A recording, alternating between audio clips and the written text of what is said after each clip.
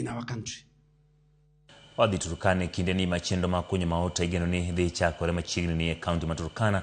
Jodak alworano dwaro ni kambi mag Gulf Energy mondo omi ochulgi lopgi mane gichiwo ne tich makamano kapok chenrono ochakore.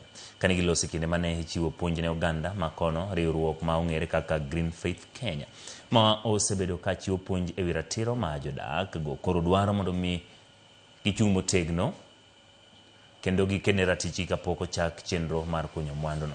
Matimore kinde ma jatelo mawuok e kaunti ma Turkana iseyo kuom rem kedo ne ratich oganda ka jopiny bende dwaro mondo piny owacho kaw okang' mar rido arita e gwengego.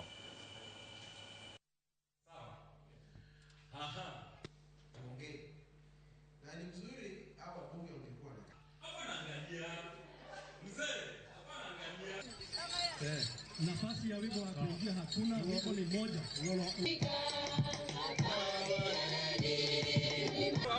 Laini mbili, imweke yenu hapa nyuma, alafu wale watatu waweke laini nyuma. A recent gazette notice that was given by the Ministry of Energy that they want to acquire land compulsorily.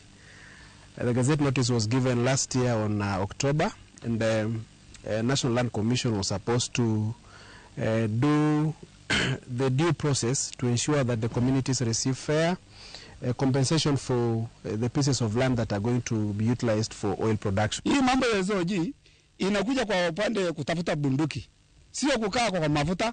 Mafuta ni yetu na serikali. Lazima tuulizane ile kitu tunakosa.